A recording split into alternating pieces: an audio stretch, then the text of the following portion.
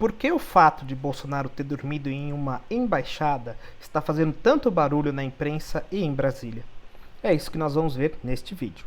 Nossa história começa no dia 8 de fevereiro de 2024, quando a Polícia Federal apreendeu o passaporte de Bolsonaro. O passaporte, como vocês sabem, é aquele documento que você precisa para realizar uma viagem ao exterior. Para qualquer outro país, não seja o Brasil, você precisa do passaporte, tirando, claro, os países do Mercosul, que só com RG você consegue cruzar a fronteira. Mas, via de regra, é o documento que você precisa para ir para o exterior. Na segunda-feira, após a apreensão do passaporte de Bolsonaro, ele foi para a Embaixada da Hungria, lá em Brasília, e lá ele permaneceu do dia 12 ao dia 14. E até aqui, nada demais. Mas eu lembro que desde o início dessas operações contra Bolsonaro, corre em Brasília um boato de que Bolsonaro será preso. Só não se sabe quando, mas esse boato já existe já há algum tempo. Então, o fato de Bolsonaro ter ficado aqui na embaixada, somada a essa possibilidade de que haja a prisão dele, fez com que os oposicionistas entendessem que Bolsonaro, na verdade, está tramando uma fuga. E são duas as razões pelas quais esses oposicionistas fundamentam essa teoria. O primeiro motivo é a escolha do país, a Hungria. Como vocês sabem, no momento em que Jair Bolsonaro era presidente da República, ele nutriu uma simpatia com Viktor Orbán, o presidente da Hungria. Muitas pessoas chamam Bolsonaro de Trump das Américas, dos trópicos, e Viktor Orbán é considerado o Trump da Europa, ou seja, são políticos com um pensamento muito semelhante entre si, muito alinhados. E quando presidente da República, Bolsonaro nutriu uma simpatia aqui, uma amizade, talvez até pessoal, com Viktor Orbán. Orbán publicou em fevereiro que Bolsonaro era um patriota honesto que deveria continuar lutando. Então aqui seria uma possibilidade de que Orbán desse algum asilo para Bolsonaro caso ele quisesse. Eu falei sobre a possibilidade de asilo porque aqui já entrando na segunda razão pelas quais as pessoas estão falando de fuga de Bolsonaro, aqui a Convenção de Viena é a convenção que trata sobre as relações diplomáticas e consulares entre os países. E no seu artigo 31, ele diz o seguinte: os locais consulares são invioláveis, ou seja, o Estado receptor, no caso aqui o Brasil, não pode penetrar na parte dos locais consulares, a não ser, aí tem duas exceções. A primeira é que haja uma catástrofe, como um incêndio, por exemplo. E a segunda é que haja o consentimento do chefe de Estado. Ou seja, sem autorização ou sem uma justificativa, como se fosse uma catástrofe, nenhuma autoridade brasileira pode ingressar na embaixada de qualquer outro país que tenha relações diplomáticas com o Brasil. Isso quer dizer que, caso haja uma decretação de prisão de alguma pessoa que esteja na embaixada, a autoridade policial deve aguardar que a pessoa se retire da embaixada estrangeira. Isso não quer dizer que a embaixada faz parte de um território estrangeiro, ela faz parte do território brasileiro. As regras que se aplicam ali são apenas diferentes. Ainda se aplica a lei brasileira, por exemplo. Só existe a inviolabilidade do local consular, assim como existem outras inviolabilidades previstas em lei. Essa aqui especial para o corpo consular. Faz com que, por exemplo, muitas outras pessoas já tenham pensado exatamente isso. Vou para uma embaixada e lá eu fico resguardado de um eventual pedido de prisão. Não é novidade, tanto é que outras pessoas já pensaram, por exemplo, nesse caso aqui, Julian Assange foi o fundador do Wikileaks. O Wikileaks, para quem não se lembra, foi o vazamento de alguns dados sensíveis relativos à segurança dos Estados Unidos. Então, os Estados Unidos pediram a prisão de Julian Assange e ele se abrigou na embaixada lá em Londres, a embaixada do Equador em Londres, e permaneceu de 2012 a 2019. E ele só foi preso depois que o presidente do Equador revogou o asilo de Assange. E aí sim, mesmo que a embaixada do Equador ficasse aqui muito próximo, por exemplo, do Palácio de Buckingham, no meio de Londres, a embaixada do Equador era inviolável, só podia entrar depois que houvesse a autorização da autoridade equatoriana, mesmo sendo território londrino.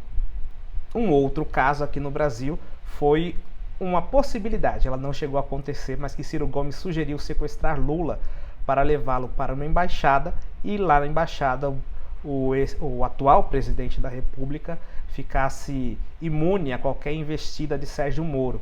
Na época, Lula respondia pelos seus atos de corrupção na ação da Lava Jato e Ciro Gomes entendia que havia a violação do devido processo legal.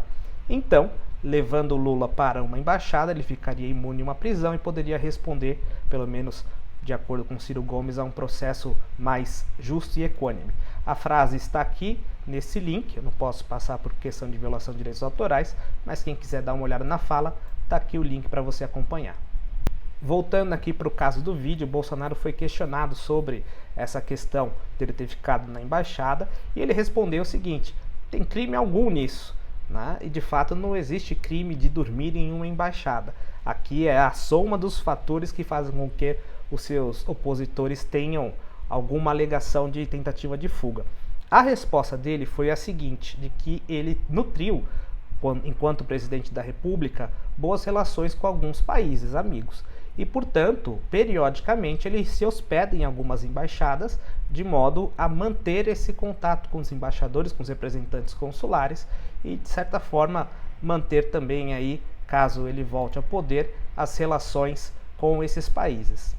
Outra consequência dessa notícia da estadia de Bolsonaro na Embaixada da Hungria foi que o Itamaraty, que é o nosso Ministério de Relações Exteriores, convocou o embaixador húngaro para que ele prestasse esclarecimentos sobre a estadia de Bolsonaro na embaixada.